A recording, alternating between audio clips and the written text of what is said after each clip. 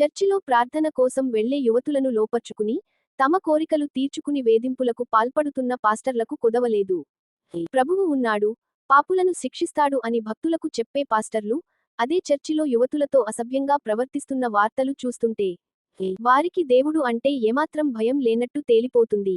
అసలైన నాస్తికులు వారే అని చెప్పుకోవచ్చు. ఎందుకంటే దుర్మార్గపు పని ప్రభువు ఎదుట చేస్తూ ఏం మాత్రం పాప భీతి వారిలో కనపడటం లేదు. హైదరాబాద్ లో ఓ పాస్టర్ కీచక పర్వం వెలుగులోకి వచ్చింది. ఉప్పల్లో 3 పెళ్లిళ్లు చేసుకుని మోసం చేశాడు. పేరు చెప్పుకుంటూ పాస్టర్ ప్రదీప్ అనేక అక్రమాలకు పాల్పడుతున్నాడని ఆరోపిస్తున్నాడు అరవింద్ సాయి.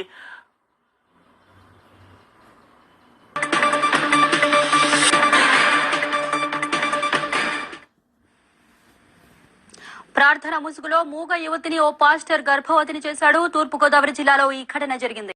అతను దేవుడితో మాట్లాడతాడు. నువ్వు మాట్లాడతావా? అయితే రమ్మంటాడు. ఈ బంపర్ ఆఫర్ కేవలం అమ్మాయిలకే.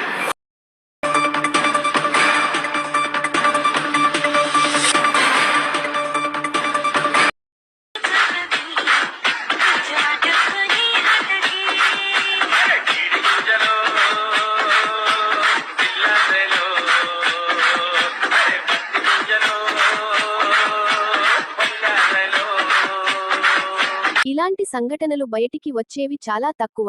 బయటకు రాకుండా జరిగేవి చాలా ఎక్కువ. గుట్టుగా జరిగే పాపాలు భగవంతునితో సహా ఎవరికీ ఇబ్బంది ఉండదు.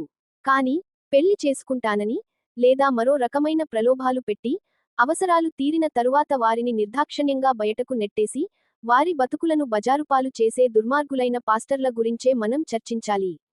ప్రభుత్వాలు అలాంటి వారిని గుర్తించి ఆ వృత్తిలోకి శాశ్వతంగా రాకుండా చర్యలు తీసుకోవాలి. చట్టపరంగా సాధారణ శిక్షల కంటే రెట్టింపు శిక్షలు వారికి వేయాలి. మోసం చేసే అవకాశం పాస్టర్లకు ఇచ్చి మోసపోయాను అని జీవితాంతం బాధపడే కంటే యువతులు చర్చికి ఎందుకు వెళుతున్నారో గుర్తుపెట్టుకుని అంతవరకే పరిమితమై తమ జాగ్రత్తలు తాము తీసుకుంటే మోసపోయే అవకాశాలు ఉండవు.